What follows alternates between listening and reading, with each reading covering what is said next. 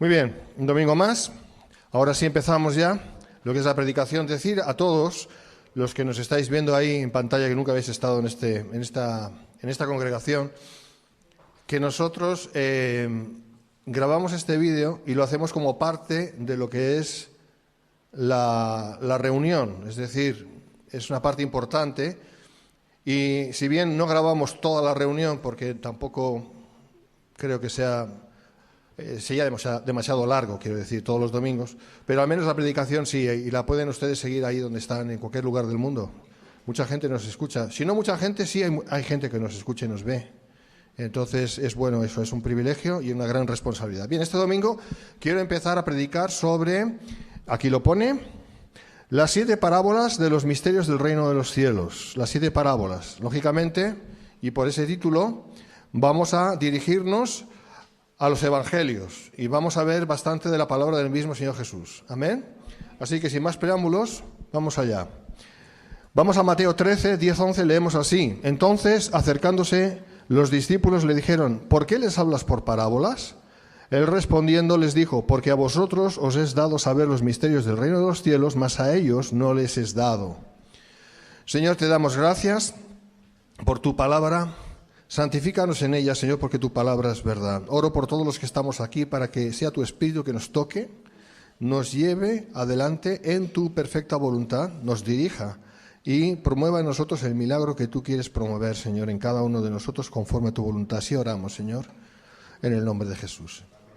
Bien, nos detenemos aquí un segundito. Entonces, acercándose los discípulos, ahí estaba Jesús hablando a las multitudes y en un momento dado los discípulos se dieron cuenta de que Jesús solamente hablaba a las multitudes en parábolas, o sea, algo así como historias, y no les hablaba como les hablaba a ellos, que a ellos les hablaba profundidades o una teología más profunda, una doctrina más elaborada, sino que a las gentes en general les hablaba en parábolas, ¿no? Y la explicación que da el Señor es justamente la que acabamos de leer y vamos a leer de nuevo. ¿Por qué les hablas por parábolas? Él respondiendo les dijo: porque a vosotros os es dado saber los misterios del reino de los cielos, mas a ellos no les es dado. Ahora, ¿qué está diciendo aquí el Señor? Es a los creyentes a los que el Señor quiere revelar el misterio, los misterios en plural del reino de los cielos. ¿Qué es un misterio? Un misterio es algo escondido que es revelado en un momento dado. Mientras es misterio, no es revelado, evidentemente, porque si es misterio no es revelado. Pero una vez revelado, se hace evidente, en este caso, a aquellos a los que el Señor quiere que se haga evidente. En este caso, evidentemente, valga la redundancia, estamos hablando de los creyentes, principiando por los discípulos de Cristo. Amén. Así que es un gran privilegio para nosotros, los creyentes, que Dios nos da a entender los misterios del reino de los cielos. Amén. Porque no a todos les es dado. Porque está escrito: yo tendré misericordia de quien quiera tener misericordia. Está escrito, amén. Hay gente que le cuesta entender eso, pero es que Dios no tiene por qué hacer misericordia con todo el mundo. Justicia sí, pero misericordia es un añadido. Y la hace con quien quiere, y aquí ya nos da efecto de ello. Pero vamos a ir viendo más cosas al respecto, que es muy interesante. En Mateo 13 el Señor Jesús tiene mucho interés en que sus amados discípulos, y por extensión todos nosotros, aprendamos los pormenores y características del reino de los cielos. Para ello empleó un total de 7 diferentes parábolas. Es interesante porque dice: ¿por qué les hablas por parábolas? Y sin embargo el reino de los cielos, en primera instancia, el Señor lo da a conocer a través de parábolas. Así que parece que es un contrasentido, pero no lo es. ¿Por qué? Porque las parábolas, realmente la profundidad espiritual, teológica de las parábolas, solamente se puede entender por la obra del Espíritu Santo. Aquel que no tiene el Espíritu Santo no puede entender las cosas. Entenderá en lo natural algunas cosas y seguramente las torcerá, porque es imposible entender la palabra de Dios si no es con la mente de Cristo. Así que por las mismas parábolas con las que el Señor hablaba a los demás, solamente sus discípulos las podían realmente entender. Aún y así, muchas veces los discípulos le preguntaban a él: Señor, ¿qué quieres decir con esta parábola? No la entendemos, o sea que imagínate, ¿no? Y el Señor les explica, pero ese es el punto. Y por tanto, lo que vamos a hacer es aprender, ver estas parábolas, que son 7. Evidentemente hoy no las vamos a ver todas. Hoy vamos a ver una, no sé si 2, una. y vamos a entender verdades espirituales que muchas veces ya sabemos nosotros, pero vamos a entender el por qué el Señor lo explicaba de la manera que lo explicaba, es decir, a través de parábola. Las 7 parábolas de los misterios del reino de los cielos. Me ha gustado esta foto y por eso no se ve muy bien aquí, pero espero que quede mejor en vídeo. Bien, estas parábolas son en concreto, porque lo menciona, esas parábolas, cada vez que vamos a una de esas parábolas, vemos mención justamente de lo que estamos hablando. ¿Amén? Justamente de lo que estamos hablando. El sembrador, el trigo y la cizaña, la semilla de la mostaza, la levadura, el tesoro escondido, la perla de gran precio y la red. ¿Amén? Vamos a ver el sembrador. Antes de leer lo siguiente, bueno, es lo que he dicho antes, de un misterio, es una verdad escondida, eso ya lo he dicho antes. Bien, no hace falta abundar más en ello. En Mateo 13 el Señor se dirigía en parábolas a los que le escuchaban, que eran judíos, en un contexto todavía veterotestamentario. Eso es importante, lo he dicho muchas veces, pero siempre hay que recalcarlo, porque tantas veces se olvida. Claro, el asunto es que abrimos la Biblia y vamos a la porción del Nuevo Testamento, dice el Nuevo Testamento, y empiezan los Evangelios. Pero es que en realidad los Evangelios es vivencia todavía del Antiguo Testamento. Claro, es que hay que entenderlo así. Es que el Señor nació bajo la ley. Nació bajo la ley mosaica, era judío, nacido bajo la ley mosaica, y enseñó a judíos que estaban bajo la ley mosaica. Y eso hay que entenderlo. La ley mosaica es la ley de Moisés. Y eso hay que entenderlo, ¿amén? Porque si no entendemos bien el texto, ¿cómo vamos a entender el contexto? Podemos hacer un pretexto y eso no queremos. Entonces, el concepto iglesia era algo que no se conocía todavía, por eso les hablaba en otros términos como el de reino de los cielos. Claro, nosotros estamos ahora hablando de iglesia, pero Jesús no podía hablar en términos de iglesia porque ese término no existía, porque la iglesia no existía todavía. Él anunció en Mateo 16 que él iba a levantar la iglesia, pero aún no la había levantado. Entonces el Señor se dirige a los judíos no en términos de ¿vosotros queréis ser vosotros parte de la iglesia o queréis ser vosotros parte de mi iglesia? No podía hablar así porque la iglesia no existía todavía. La iglesia empezó a existir a partir de Hechos 2, Hechos capítulo 2. Amén. Así que sí les hablaba en términos que ellos podían teóricamente, y subrayo la palabra teóricamente, podían comprender reino de los cielos, reino de Dios, etc. Vamos a ver eso, reino de los cielos en este caso. La fórmula que el Señor empleó, el reino de los cielos, es semejante a, esto lo dice cada vez, lo hace cada vez que narraba una parábola, era la mejor manera posible de hacer entender a personas muy cegadas espiritualmente la realidad espiritual que empezó a acontecer a partir de la predicación de Juan el Bautista, luego veremos más de Juan el Bautista, seguida de la de Jesús, y que llegó a su punto álgido a partir del rechazo del reino mesiánico por parte de los judíos y el consiguiente surgimiento de la iglesia en el libro de Hechos. Ahora es interesante, o sea, el Señor empezó a predicar sobre el reino de los cielos, diciendo el reino de los cielos se ha acercado, constantemente decía eso, y el reino de los cielos es parecido a o semejante a, ¿verdad? Parecido a o semejante a, y da la explicación a través de esa parábola en concreto, la que sea, la que veremos ahora, que es la del sembrador. Y así constantemente. Entonces el Señor, es como que el Señor se esforzaba, humanamente hablando, ¿no? Se esforzaba en hacer entender lo mejor posible a sus oyentes cosas que sus oyentes no podían comprender, sencillamente estaban cegados. Y ahora veremos acerca de eso, que es muy importante, acerca de lo que los profetas decían en el Antiguo Testamento acerca de esta ceguera. Pero vamos por partes. El desvelamiento de los misterios del reino de los cielos constituye la explicación diferente, a diferente nivel, por parábola y abiertamente de la realidad de la predicación del Evangelio del Reino, de su efecto y reacción en un mundo perdido, convulsionado y condenado por causa del pecado, así como de la reacción y obra de las tinieblas al respecto. Es que hay que entender bien el asunto. Claro, son cosas que no se ven con nuestros ojos naturales, que solo se pueden percibir en el Espíritu, y hay que tener el Espíritu muy avivado para entender esto. O sea, el Señor vino a predicar a un mundo que estaba absolutamente envuelto bajo tinieblas. Un mundo caído, absolutamente caído. Este mundo está así.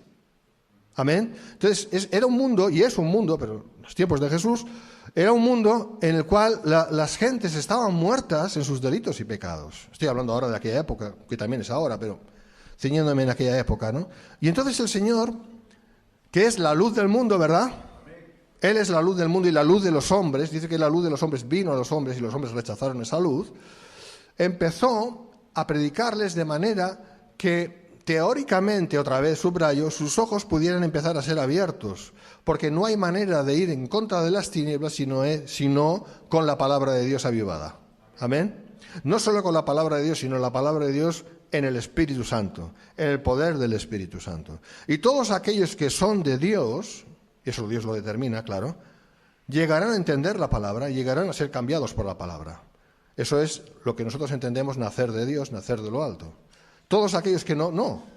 Es más, serán condenados con mayor motivo. ¿Por qué? Porque en su fuero interno, al oír la palabra de vida, la rechazan porque la odian, la detestan. La gente muchas veces dice, pero ¿cómo es posible que Dios solo salve y los demás qué? Es que los demás también reciben el Evangelio. O sea, a los otros también se les predica el Evangelio. ¿Pero qué ocurre? Que no lo quieren. Alguien dirá, bueno, pero ¿quién no quiere ir al cielo y disfrutar de las maravillas del paraíso? No es eso. Porque lo bueno y agradable todo el mundo lo quiere. Lo que no quieren es a Dios. Porque Dios es santo. Y no quieren eso porque aman más su pecado. No, de hecho, aman su pecado y punto. No aman nada más que su pecado.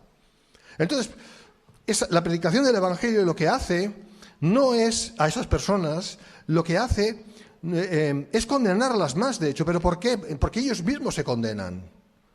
No es que la palabra les condena, es que ellos mismos se condenan más. ¿Por qué? Porque la rechazan, no la quieren. Ahora, es necesario que esa palabra sea predicada para que sus corazones reaccionen, para que nunca nadie pueda decir es que a mí no se me habló. Esto es muy importante, porque el ser humano es consciente y responsable de lo bueno o de lo malo. Aquí no estoy hablando del libre albedrío, porque yo sé perfectamente y sabemos perfectamente que personas que están muertas en sus delitos y pecados no pueden tener libre albedrío. De hecho, el libre albedrío no existe. Solo lo tuvo Adán y Jesús, nadie más. Porque Jesús fue sin pecado. Y Adán en principio fue sin pecado también. Tenía santidad pasiva. Pero todos los hombres no tenemos el libre albedrío sencillamente porque siempre vamos, por naturaleza, a escoger lo malo. Siempre por naturaleza iremos a escoger el pecado, no lo que es de Dios. Por lo tanto, ¿qué libre albedrío tenemos? No se confunda eso con voluntad, que es muy diferente. Voluntad, claro que tenemos, si no, no seríamos seres vivos. Hasta los animales tienen cierta voluntad. ¿De qué estamos hablando? Ahora, ¿cuál es la diferencia entre voluntad y libre albedrío? Libre albedrío significa tener la perfectísima voluntad de escoger a Dios y la perfectísima voluntad de escoger lo que es contrario a Dios. Por eso Adán fue probado. Pero los hombres tienen lo segundo, pero no lo primero. Tienen la perfecta libertad de escoger lo malo, porque además es lo que quieren. Pero no tienen la perfecta libertad de escoger a Dios porque están muertos en sus delitos y pecados. Los cristianos es al revés. Tenemos la perfecta libertad de escoger a Dios porque Dios nos ha hecho de Él y tenemos una nueva naturaleza en Cristo. Y no podemos practicar el pecado porque el Espíritu Santo en nosotros, la simiente de Cristo, no nos deja practicar el pecado. Por eso la salvación no se puede perder. ¿Te das cuenta? Esos son los cambios que Dios origina. Pero bueno, ciñéndonos al tema, ¿qué es lo importante ahora en esta predicación de este domingo? Quiero decir, Jesús predicaba a todos para que hubiera la reacción que tenía que acontecer, que debía acontecer. Unos diciendo, gracias Señor, otros diciendo, no queremos saber nada de esto. Así, la luz, como dice la palabra, lo revela todo, lo bueno y lo malo. ¿Entendemos mejor eso? Esta es la razón primera y principal para predicar el Evangelio. No tanto para que la gente se convierta, porque se convertirán aquellos que Dios quiere convertirse, que se conviertan. Es para que todo quede revelado. La luz tiene que ser esparcida. Somos llamados a ser sal y luz. Amén. No podemos dejar eso en las manos de Dios solamente como yéndonos de esa responsabilidad y ausentándonos de esa responsabilidad, porque entonces Dios nos va a pedir cuentas también. Tenemos que ser conscientes y considerar el mandato de Cristo, ir por todo el mundo y predicad el Evangelio, y me seréis testigos. Ya lo dijo a los primeros discípulos en Jerusalén, en Judá, y luego dijo en Samaria, y luego dijo hasta el final de la tierra. Bueno, ahora se está cumpliendo justamente eso, hasta el final de la tierra el Evangelio está siendo predicado. Solamente que se predique Jesús, y ya es una predicación ahí, porque el Espíritu Santo, cualquier palabra que sea de Dios, la ilumina, la potencia, y con ella trabaja en los corazones de los hombres, sea para que acepten a Cristo, o sea, para que Cristo entre en sus vidas, o sea, para que le rechacen. Nadie puede aceptar a Cristo, porque Cristo no es aceptable. Pero rechazar a Cristo, una inmensa mayoría. Así que sí, es importante predicar el Evangelio. ¿Amén? Y el Señor lo hacía en parábolas, porque era la manera como Dios quiso que tenía que ser las cosas, por historias sencillas. Sencillas, que muchas veces hasta un niño las puede entender.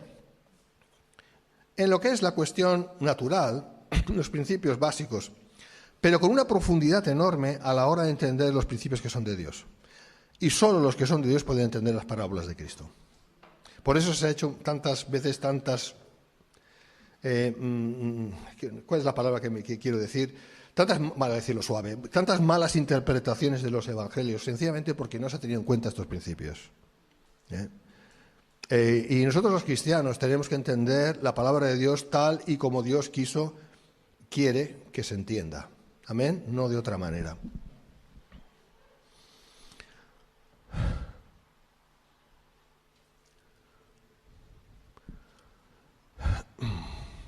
El Señor en su misericordia no excluyó del todo a las gentes que le rodeaban y se dirigió a ellos también desde la barca, pero esta vez a través de parábolas, y les habló muchas cosas, dice, por parábolas. No les es dado porque no lo pueden recibir a causa de su incredulidad ya juzgada, lo que estamos diciendo. El Señor les hablaba. Hay un mal entendimiento aquí. Se dice, no, el Señor predicaba el Evangelio para ver si la gente iba a aceptarlo, para ver si la gente, para intentar convencer a la gente. No. No, el Señor no predicaba el Evangelio para ver si la gente iba a aceptar, no. Para ver si la gente iba a amarle, iba a entregar sus... No hacía por eso. Y nosotros tampoco. El Señor predicaba el Evangelio porque debía predicar el Evangelio, porque el Padre le dio la encomienda de predicar el Evangelio para que la luz resplandeciera y efectuara el efecto, valga la redundancia, que debía de efectuar, conforme a los corazones de cada uno de los oyentes. Y de eso justamente trata la parábola del sembrador, que vamos a ver en un momento. Y la vamos a analizar y va a ser muy interesante para entender bien los principios del reino de los cielos. Muchas veces los padres se esfuerzan en que sus hijos se conviertan. No es malo eso, pero que sepan una cosa, nadie se convertirá si Dios no convierte. Es bueno que como padres deseemos que nuestros hijos conozcan al Señor, como no puede ser de otra manera, pero eso no está en nuestro abasto, sino en el de Dios. Amén.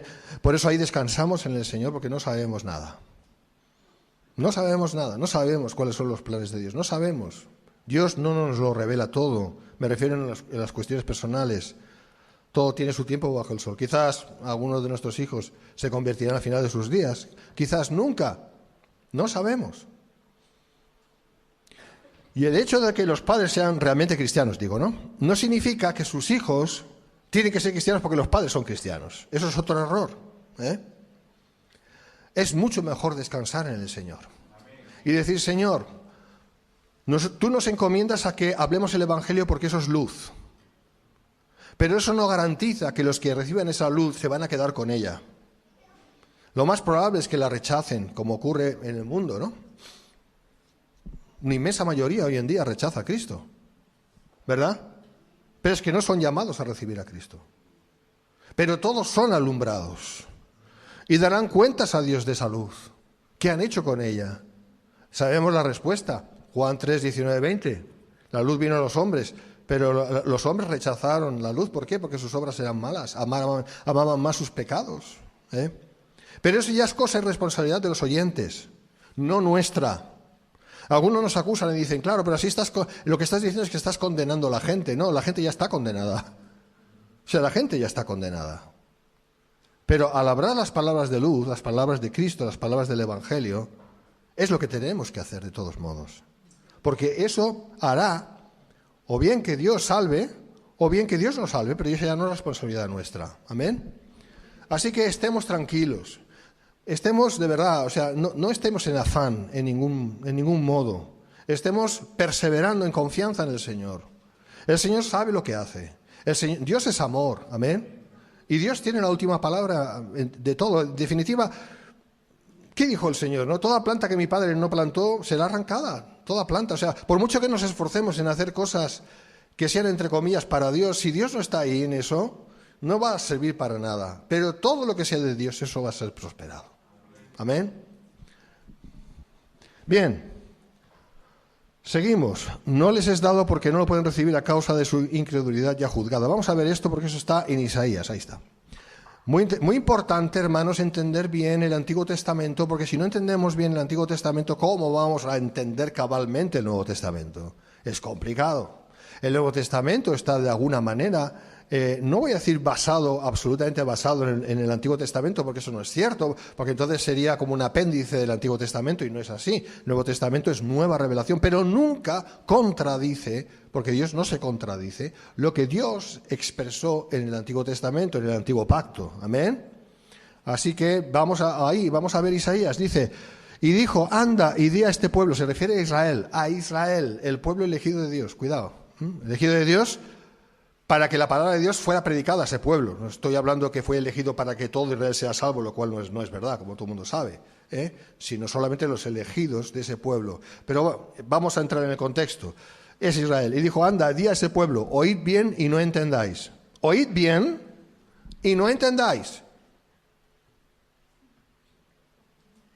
O sea, dice una cosa y dice la siguiente. Oíd bien, pero no entendáis. ¿Por qué? Porque nadie puede entender si Dios no le da a entender. O sea, ahí es donde Dios queda exaltado y nosotros, pobres humanos, quedamos en nuestro lugar donde tenemos que quedar. ¿Amén? O sea, nosotros no nos podemos exaltar por encima de Dios, ni siquiera llegar a ver si podemos alcanzarle. No. Lo que Dios dice es lo que es. Y confiamos que lo que Él dice es lo bueno. Ahora, este pueblo al cual se dirige el profeta, inspirado por el Señor, por el Espíritu de Dios, no penséis que era un buen pueblo. Eran pecadores contumaces. Y llegó un momento en que Dios trajo sus sentencias, sus juicios contra ese pueblo. Y de eso estamos hablando. Amén.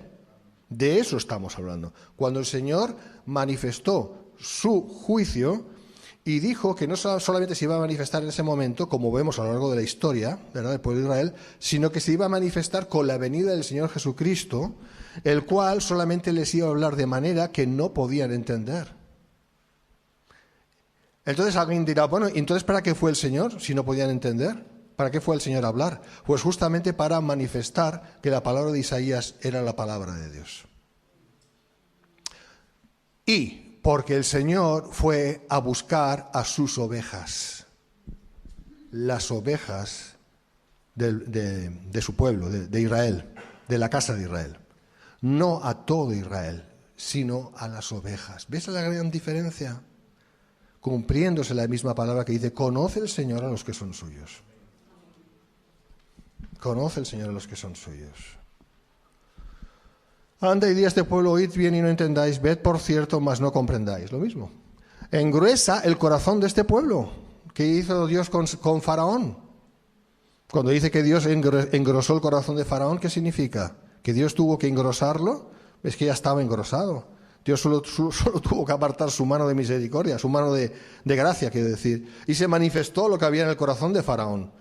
Lo mismo que está pasando en esta sociedad. ¿Por qué la maldad avanza tanto? Porque Dios está retirando su mano de misericordia. Su mano, sí, de misericordia, a través de su gracia. La está retirando. Se está manifestando lo que realmente hay en los corazones de las personas. Si no es otra cosa. No es que Dios hace malo a los hombres. No, Dios no puede hacer eso, ni lo hace. Porque está escrito, Dios no tienta a nadie. Dios no hace pecar a nadie. Todo el mundo que peca lo hace porque quiere pecar. Por lo tanto, serán juzgados conforme a eso.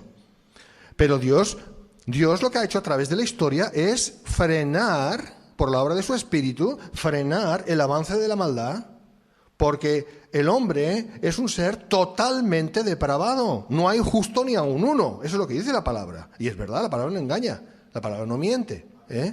Entonces, Dios ha ido frenando por su espíritu esa maldad. Ahora la va quitando porque se tiene que desarrollar todo conforme al final de los tiempos, etcétera, etcétera, y ya tantas veces lo predicamos. Entonces, se está manifestando ese engrosamiento y esa maldad que tiene el ser humano dentro, ni más ni menos. No es que Dios está haciendo mal al hombre, insisto en eso, es que Dios está haciendo que se manifieste la maldad implícita en el ser humano. ¿Vale? Esto es muy importante, Dios es justo, sea Dios vindicado, amén. Dios sea veraz, El que miente es el hombre, Dios no miente jamás, aunque muchas veces no se entiende, pero Dios no miente. Dice, engurece el corazón de este pueblo y agrava sus oídos y ciega sus ojos, para que no vea con sus ojos, ni oiga con sus oídos, ni su corazón se entienda, ni se convierta y haya para él sanidad. Es decir, manifestación de la condenación merecida por parte del pueblo de Israel, que recibió la ley, Dios tuvo tanta misericordia de ese pueblo, pero que ese pueblo llegó un momento en que dijo, no quiero saber nada, me voy a hacer mi propia justicia. Romanos 10. Versículo 3. Yo me voy a hacer mi propia justicia, no necesito la justicia de Dios. Y Dios dice, muy bien, eso es lo que quiere. Ahora, todos estos no eran escogidos, pero tuvieron la oportunidad de ser mejores de lo que realmente fueron. Por eso en el infierno hay diferentes castigos. Por eso los hombres serán juzgados por sus obras. Hay seres que recibirán mayor condenación que otros.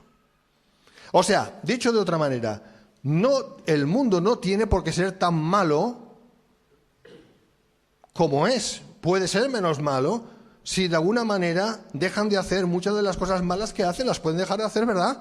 Mucha gente que mata puede dejar de matar, ¿verdad? No es tan grave, ¿verdad? No se les pide tanto. Mucha gente que miente y miente y miente puede dejar de mentir tanto, ¿no? Gente que roba puede dejar de robar. Gente que... En fin, no voy aquí a enumerar. Pero si te das cuenta, ocurre todo lo contrario. El Señor retira su mano y se está manifestando cada vez mayor maldad en contra de las familias, en contra de los niños no nacidos, en contra de... torciendo todo lo que tiene que ver, lo que se llama ideología de género, ¿no? Y en fin, tantas cosas que ni siquiera tengo ahora la libertad de poderlas decir. Es triste, es lamentable. Eso es lo que está pasando. ¿Por qué? Pues sencillamente porque el hombre no solamente es malo, sino es que se goza en ser malo. Amaron más el pecado. Vino la luz, pero ellos no quisieron la luz. Y no solamente es que no quisieron la luz, sino que se esforzaron en pecar más, porque eso es lo que está en el corazón del hombre, ya desde la caída de Adán. Esa es la realidad. Y si no la entendemos así, no estamos entendiendo nada. Así que vale la pena sentarse y estudiar bien el contexto, el texto y el contexto, y ver realmente, en principio, cómo es nuestro Dios, y luego ver acerca de la condición humana. Y os digo una cosa, Dios es el santo de los santos. 3 veces santo, Y nosotros, los seres humanos, no estoy hablando de los creyentes, estoy hablando de los seres humanos, no podemos ni siquiera levantar una pestaña ante Él, ni así. Estoy hablando en nuestra condición humana. Para que entendamos bien cuál es el equilibrio de fuerzas. Dios es Dios. Y el ser humano es un ser caído. Caído. Muchos se esfuerzan en decir, bueno, voy a hacer buenas obras, a ver si así puedo alcanzar el favor de Dios. No. Solamente es Dios por Jesucristo que te limpia de todo pecado. Es la única manera. Porque si Él nos salva, no se salva nadie. Amén.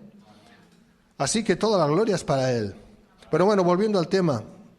Esto es muy importante, hermanos, lo de Isaías 6, 9, 10, para entender lo que vamos a entender ahora, o vamos a ver ahora. Entonces, hacia sus discípulos la explicación del maestro fue diáfana. Él respondió y les dijo, porque a vosotros os es dado saber los misterios del reino de Dios, mas a ellos no les es dado. ¿Por qué? Porque está basado en esto, en Isaías. Ahora, Jesús vino a manifestar varias cosas. Él no vino a pelear contra los romanos. Él no vino en el tiempo de los griegos a pelear contra los griegos. Tampoco vino en el tiempo de Habacuc a pelear contra los asirios. Ni contra los babilonios un poco más tarde. Y esperaban los judíos un Mesías que viniera en el tiempo de los romanos, en el tiempo de la cuarta bestia, eso lo sabían muy bien, que les defendiera y que les librara del mal. Ellos estaban siempre pensando en términos naturales. Pero el Señor no hizo nada en términos naturales, excepto sanar a los enfermos y echar fuera demonios, que no está mal. Pero eso era más misericordia. ¿Qué vino a hacer? No penséis que he venido a esta tierra a traer paz, sino espada. Está hablando espiritualmente, claro. No está diciendo que los cristianos tenemos que coger la espada, ni mucho menos. Lo que está diciendo es que Él, al predicar la palabra de Dios, iba a poner a todo el mundo en su lugar. Unos a su derecha, las ovejas, y el resto a su izquierda, los perdidos. Las ovejas iban a decir, gracias Señor. Los de la izquierda iban a decir, no solamente me gustaba pecar, sino que ahora me gusta más pecar. Claro, el enemigo ahí tiene también una baza, ¿no? Cuando se le abre una puerta, imagínate, inspiración satánica, ¿no? Y si antes no me caías bien, Dios, ahora te odio más. Porque cuando es predicada la luz, cuando es predicado el Evangelio, se produce una gran diferencia respecto a lo que solía ser. El antes pasó, es una nueva realidad, se manifiesta una nueva realidad. Por eso el Señor acabó en la cruz. Le odiaban. Todos los que odiaban a Jesús le crucificaron. Pero Él resucitó. Esa es la gran diferencia, ¿no? Y entonces te das cuenta que el Señor tiene que obrar de esta manera. Tiene que haber realmente algo que produzca algo. Una manifestación de la verdad, la palabra de verdad, para que haya una reacción y para que los corazones queden al descubierto y se manifieste realmente lo que hay en los corazones. Si es buena tierra o si es mala tierra. Y creo que eso es lo que vamos a ver dentro de nada.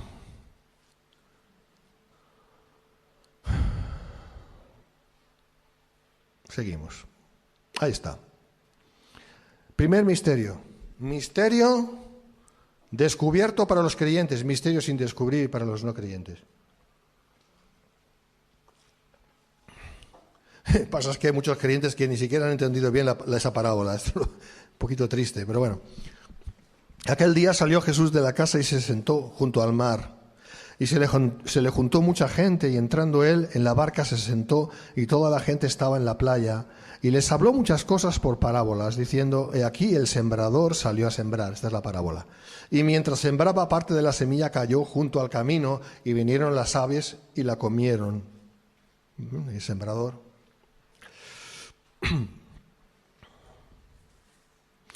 Parte cayó en pedregales donde no había mucha tierra y brotó pronto porque no tenía profundidad de tierra, pero salido el sol se quemó.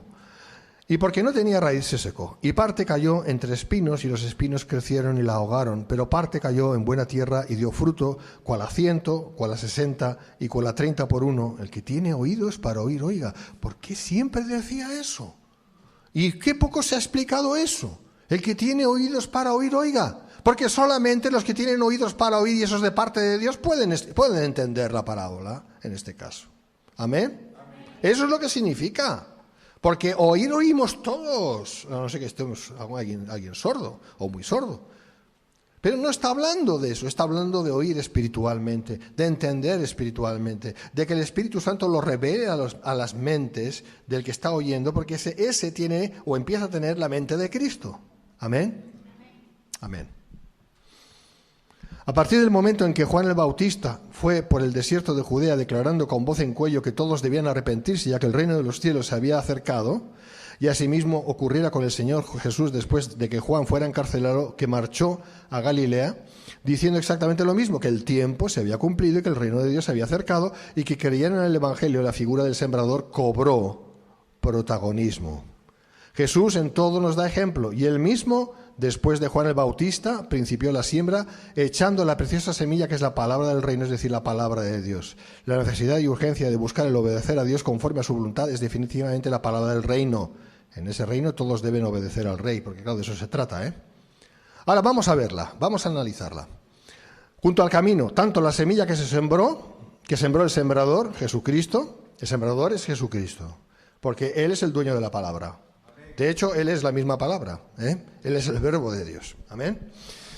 Como la que sembraron sus discípulos, que es la palabra de Jesucristo, se sigue sembrando hoy en día, según donde caiga, da fruto constante o no, todos sabemos eso. Salimos, predicamos el Evangelio. Algunos creen, pocos. Y muchos de los que dicen que creen, luego no creen, y se apartan, ¿eh? Y la inmensa mayoría no creen. Dios tiene... claro, eso es otra cosa. Entonces mucha gente dice, no, es que la gente de España es muy dura. Bueno, sí. Pero no te piensas que la gente de otro país es menos dura. Lo que pasa es que Dios tiene escogidos a quien tiene escogidos donde los tenga escogidos. Porque no está eso en el haber del ser humano. Tampoco es por la maldad de cada uno. Porque muchos pueden pensar, bueno, es que, claro, no aceptan a Cristo, no reciben la palabra de Cristo porque son muy malos, tienen el corazón muy endurecido y tienen mucha maldad. No. Porque Pablo, el apóstol, todos sabemos que antes de ser cristiano era una persona muy endurecida. Creía que servía a Dios y estaba sirviendo al diablo. Fíjate, y tenía mucho conocimiento incluso. No depende de la maldad de cada uno ni la bondad de cada uno, depende de la elección de Dios sobre quien quiere salvar o a quien quiere salvar. Y esto es muy importante. Amén.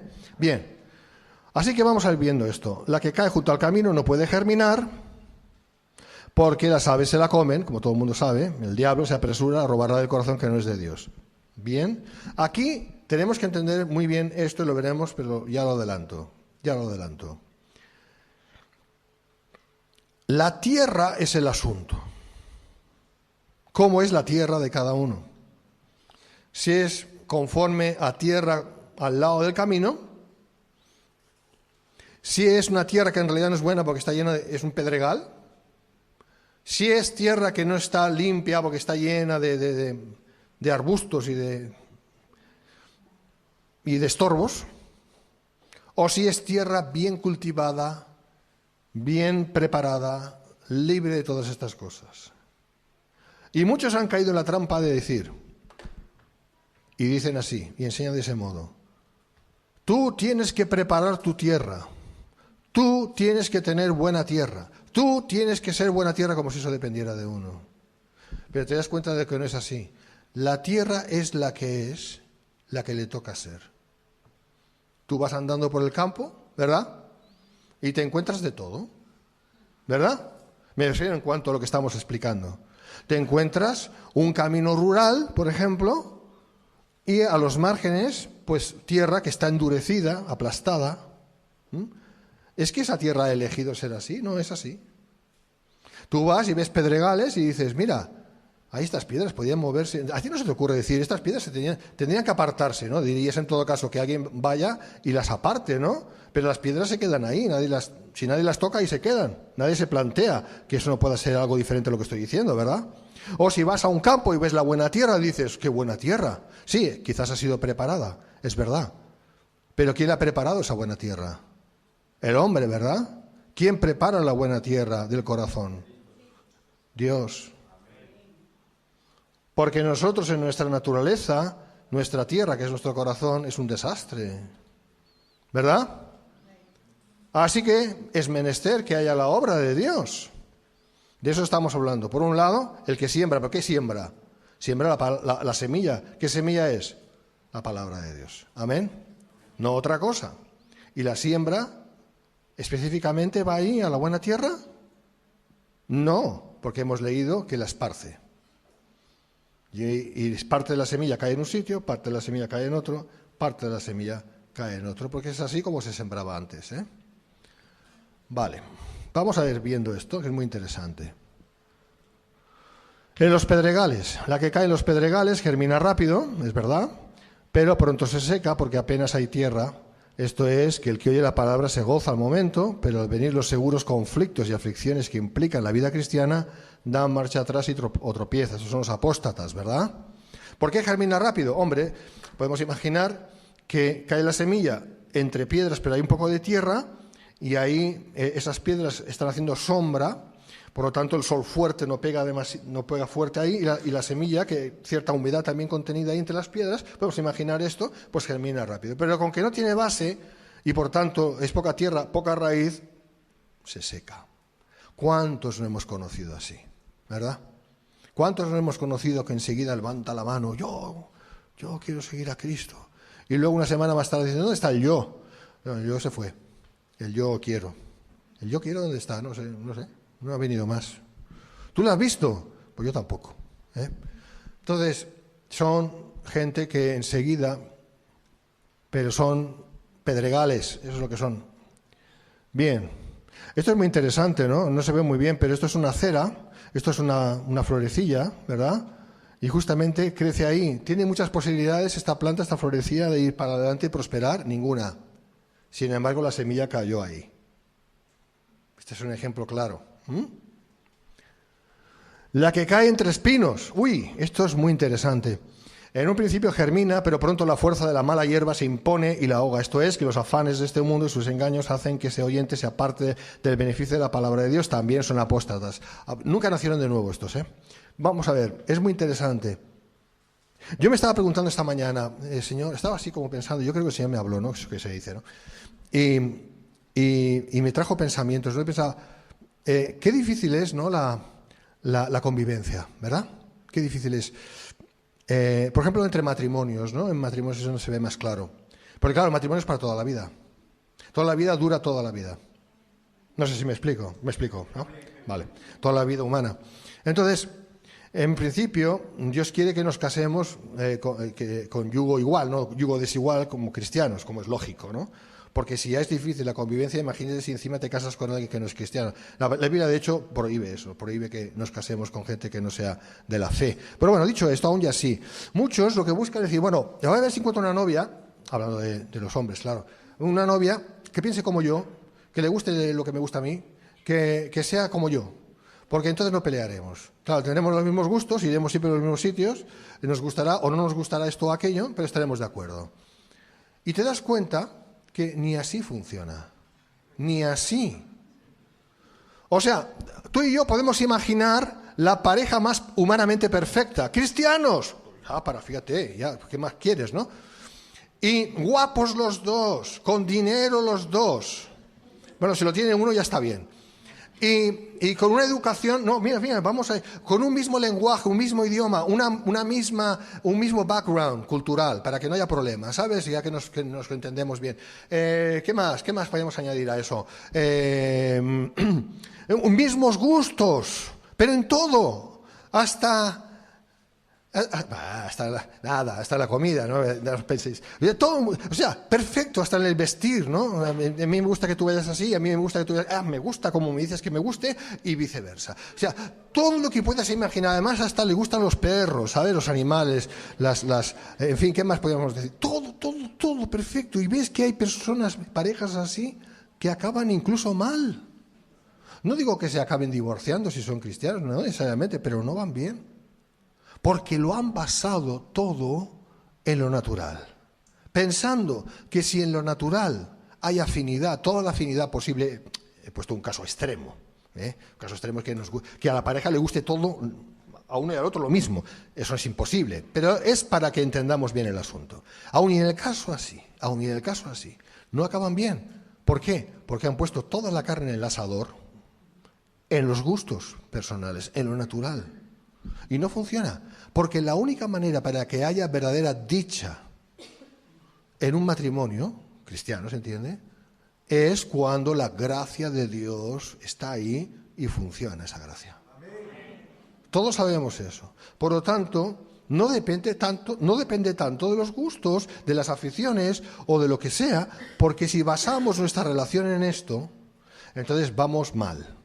Tenemos que basar nuestra relación en saber que esta relación es de Dios y que Dios, por su gracia, va a inspirarnos, y en los momentos difíciles, porque siempre los hay, sobre todo cuando los gustos son diferentes, claro que hay momentos difíciles, ahí es cuando tenemos que creer que Dios va a obrar y lo hace. Amén. Entonces la relación está basada no en lo natural, no en lo humano, sino en Dios.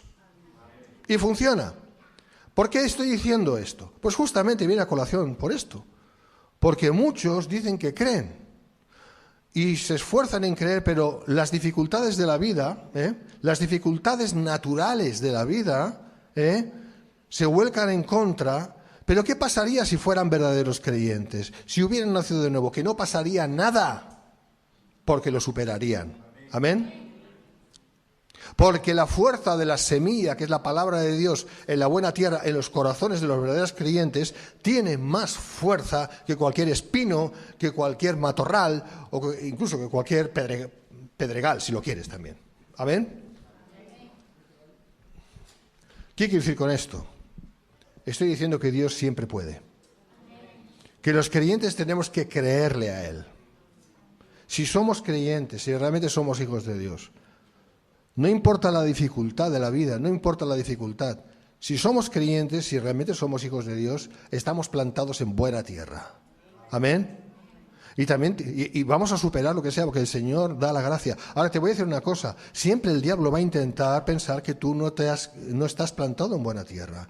Y el diablo va a inspirar por ahí que salgan por ahí falsos, pero que parecen matorrales y dificultades. Y tú estás plantado en buena tierra, porque la buena tierra la ha hecho Dios en ti, no es que tú te la hayas hecho, como estoy diciendo, sino que Dios la ha hecho en ti, pero tú, con que estás dando cabida al diablo, a sus mentiras, y estás creyendo cosas que no tienes que creer, o dando cabida sencillamente a sensaciones o a pensamientos, cuidado con eso, y estímulos sensoriales y emociones que son diabólicas, estás empezando a imaginar por ahí cualquier cosa y estás plantado en buena tierra, pero tú llegas a creer que no estás plantado en buena tierra, que hay cosas que pueden más que tú.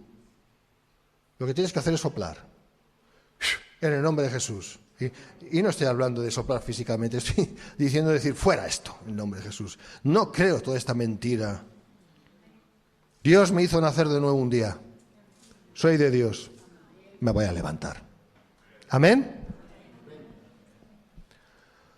El Señor continuamente enfatizó la dificultad de seguirle. Por esa razón mucha de la semilla cayó y germinó, a la postre no prosperó, porque no estaba sembrada en buena tierra. Pero los que son de Dios, aun y a pesar de las dificultades, perseveran. Esto es importante. Muchos dicen, bueno, si uno persevera, será salvo al final. Como si el perseverar fuera nuestro.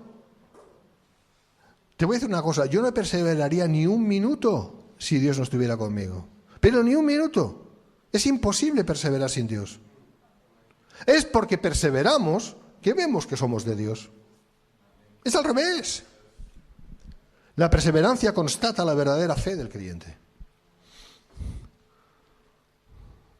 En cambio, la semilla, la palabra de Dios que cae en buena tierra, siempre da fruto al 100, al 60 o al 30. Esto es el que oye y entiende la palabra y la pone por obra en esa misma proporción.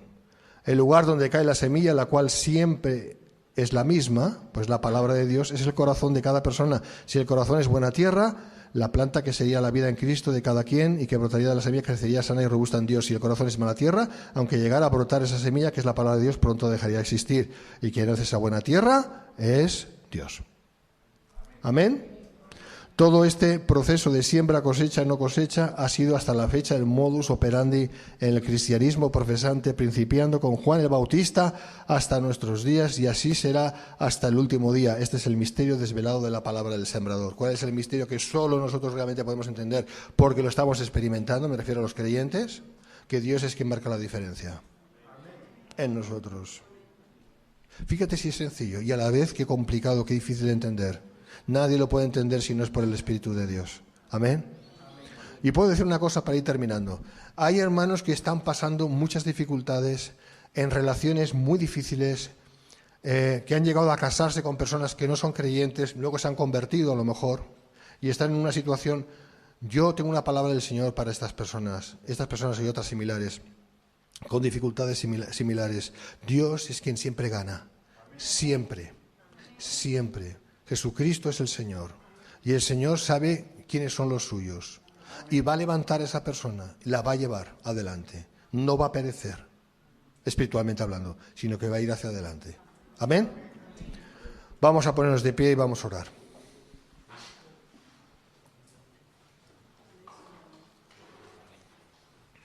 Pedro, ¿quieres orar?